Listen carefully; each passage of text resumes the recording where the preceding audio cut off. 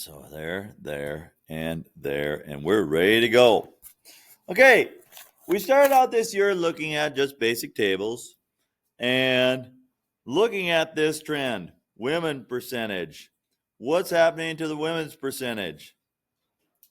It looks like it's constantly going up, except for right here, it goes down. Other than that, it has gone up every year.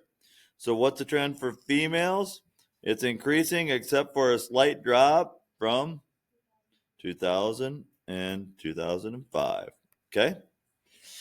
In what 5-year interval did they change the most? Well, then you just have to look for the differences in each. And it looks like this one was a difference of 5 point something. Is that the biggest?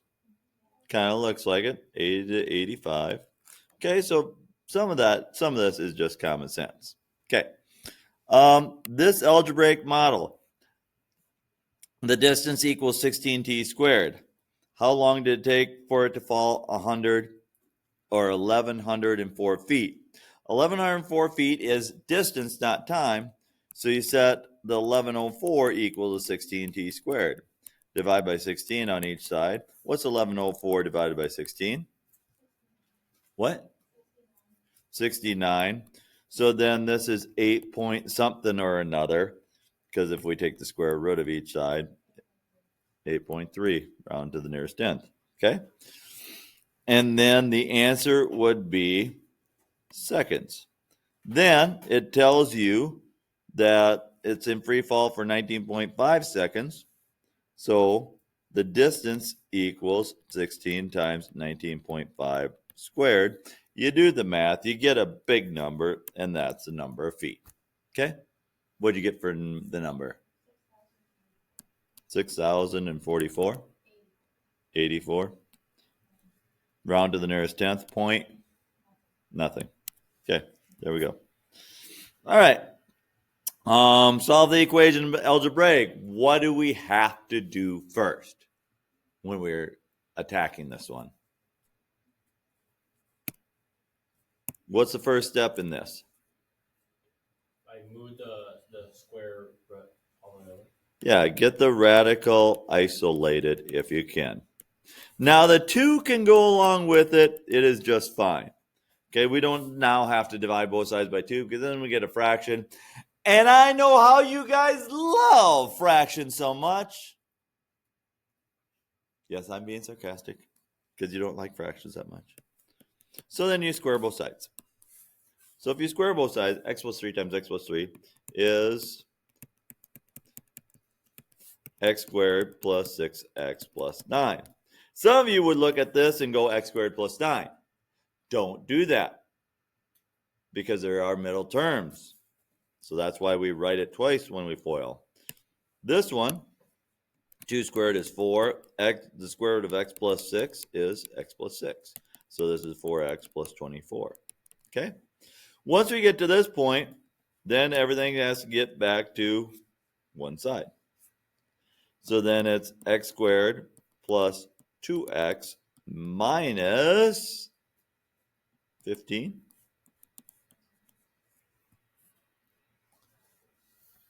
Okay? Then what do we do next to solve this?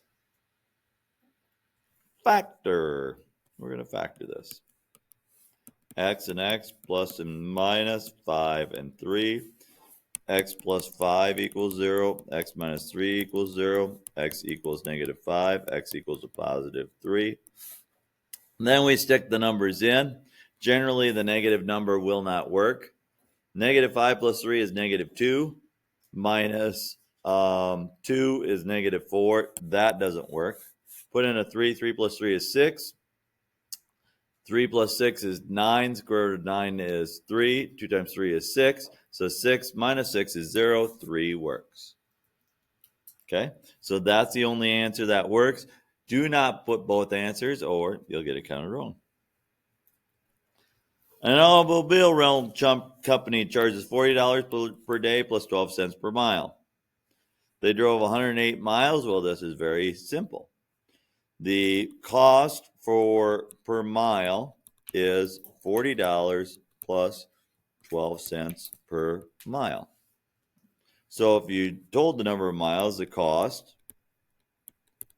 is 40 plus 0.12 times 108. If you plug that into your calculator, you get the cost of how much? Well,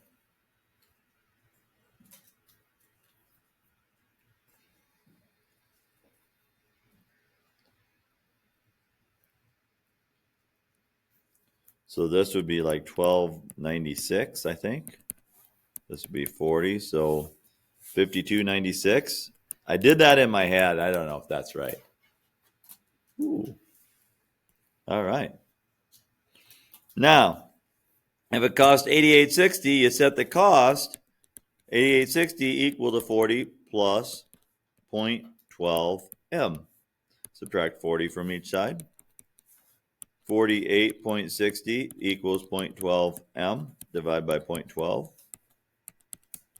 And you should get 405 miles. Am I right? All right. What kind of a graph does this look like? Does this look like a square root graph? No, because a square root graph would look like that. So that's no. Does this look like a linear graph with a negative slope? Yeah. Yep. So this would definitely possibly be an answer. This is a linear with a positive slope, linear with a positive slope, and that would be a parabola. So B would be the correct choice. Using the vertical line test, is this a function? Yeah. Yes, this is. Because no matter where you draw the vertical line, you only hit the blue line once. Would this be a function? No, because you draw a vertical line there, you hit it twice. Okay, only one vertical line needs to hit it twice for it to not be a function. Okay, what is the domain of this? Is there anything to restrict the domain? We do not have a fraction with a variable in the denominator, and we do not have a square root. So if neither one of those things happen, it's all real numbers. Do we have a variable in the denominator here? Sure do. So then the domain is restricted. So x plus 5 times x minus 7 cannot equal 0. Because if they would equal 0, you have a denominator of 0, and some math guys would take your birthday away if you tried to do that. So you don't want to have your birthday taken away. So if you set x plus 5 not equal to 0, x cannot equal negative 5.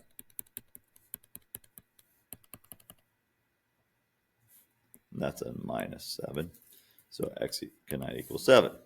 So you go from negative infinity up to negative 5 in union, negative 5 to 7 in union, 7 to infinity. That's the domain, because you have those 2 points where you cannot have. Okay? So, domain.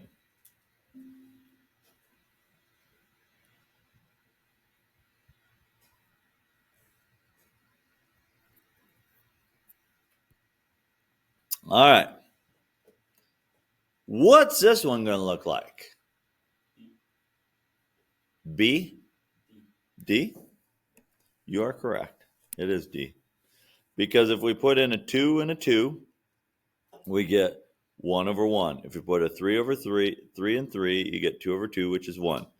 4 over 4, 4 and 4 here, you get 3 over 3, which is 1. And then if you put in negatives, if you put in a negative 2, you get negative 3 over negative 3, or 3 over negative 3, which is negative 1. So it's going to look like D.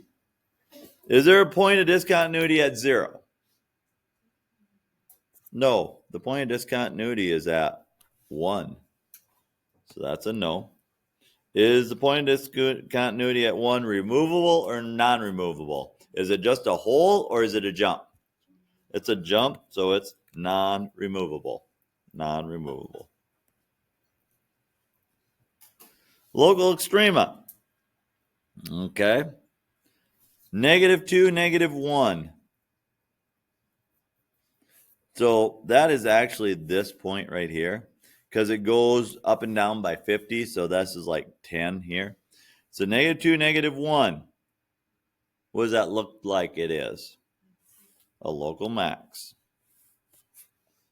2, -17, which is this one. What does that look like it is? Neither a local minimum or a local max. Actually, what you'll learn in calculus, if you ever take it, is that is a POI, point of inflection. Okay? Not some sea creature that you eat or something you eat at a Hawaiian luau because they have poi at that. It's disgusting. 6, -35. What does that look to be? Local min. Okay, where is this function increasing? Well, it's increasing from here to here and from here to here, right? So increasing is -infinity up to -2, because remember, we use the x values to describe it, in union with 3 to infinity. Or 6. That's not 3, that's 6 to infinity. So it's number 1. And I guess we got to use brackets. Where is it decreasing? Well, it's decreasing where it's not increasing. So just those 2 points. So then from -2 to 6.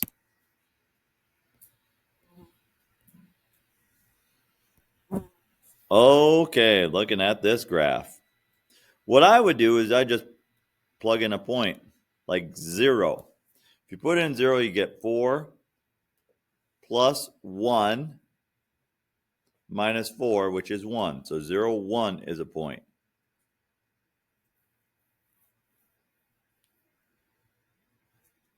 I mean, 4, 1 is a point. Did I? Yeah, I misspoke. Okay. 4. Wait, what did I put in 0?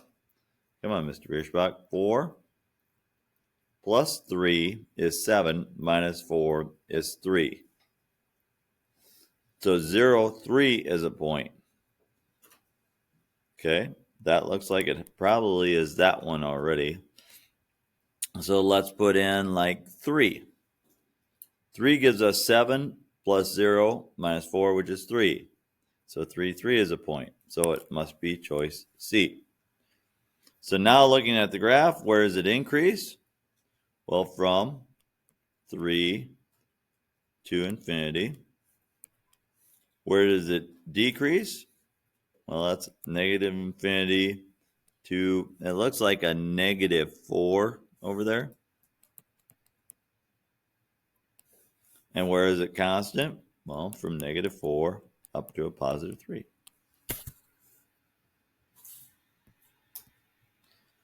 What is that?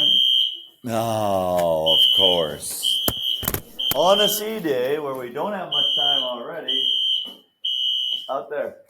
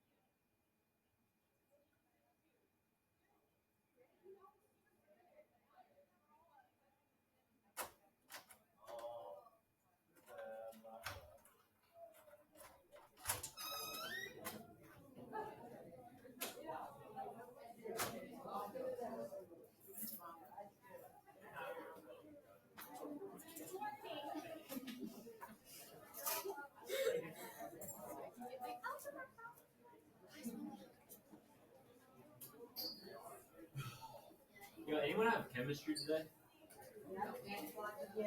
No, like already had it. So you had it? All right. What kind of a graph looks like this? What do we call that? Cubic. So we're looking for something cubed. This is something cubed, and this is something cubed. Now, what's the difference between this and this? Like left and up and down. Yep, this moves it left and right. This moves it up and down. Since we moved it left, since that this point went that way, must be D. Now, can you cheat on this? Yeah, just punch it into your graphing calculator, look at the graph, you can figure it out. Okay, not cheat because you have a whole bunch of choices, but yeah, you would figure out that. Okay, which 6 functions are always increasing? Always increasing. Is sine always increasing? No, because it goes up and down. Is x cubed always increasing? Yeah. Yep, because it goes like that. Is the greatest integer function always increasing? No, it's always constant. The square root of x always increasing? Yeah. Yep, because it goes like that. Cosine? No, it looks like sine. X squared? No, because it goes down and then up. E to the x? Yeah. Yes, it's always increasing. 1 over x? No. It's always decreasing. This one? The sinusoidal, like that? So yeah. Yes, it looks like that. Ln of x? Looks like that. So yeah. Yep. Absolute value of x? No. No, because it's a v. X? Yeah. Yes. So 1, 2, 3, 4, 5, 6. The 6 functions that are increasing. All right. And then finally what we hit then basically yesterday. F plus g of x, you add these two together. So x squared plus 8x plus 3. The domain. Is there anything that would restrict the domain? No. So it's negative infinity to infinity. F minus g. So it'd be x squared minus 8x plus 3. Why did I go plus 3? Like you distribute the negative.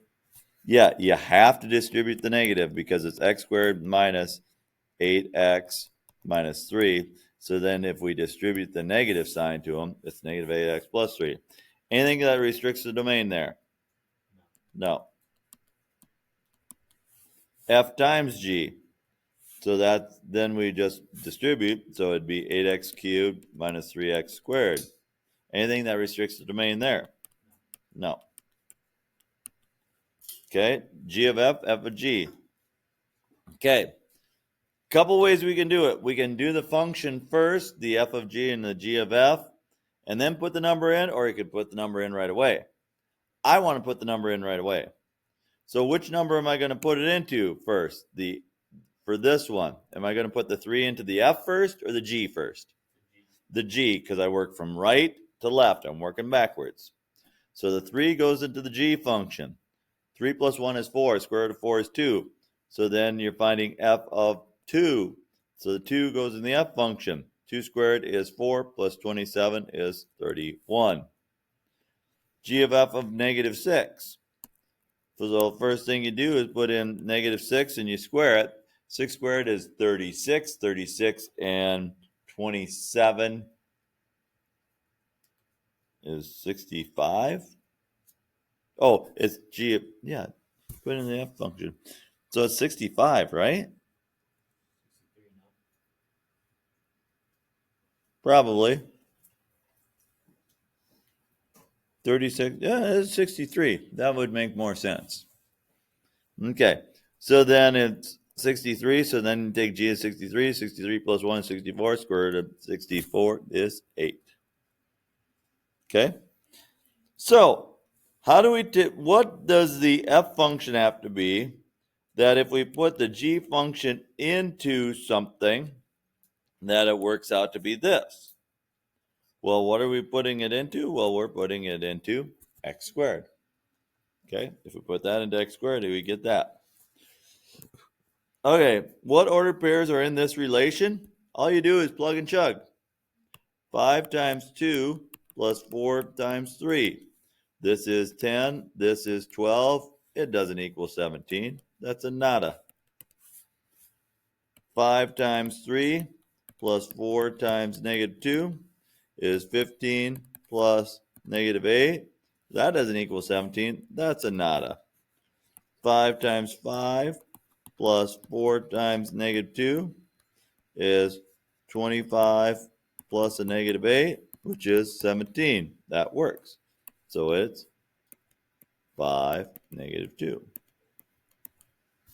And those are the 18 problems that you'll see on the quiz. I have a sample one that you can spend the weekend working on when you have your spare time, because I know just all of you are doing absolutely nothing this weekend, so there's no better thing to do than pre-algebra. Sit in bed and do pre-algebra. What? Okay. And I hope all of you caught my sarcasm there, because there's a lot better things to do than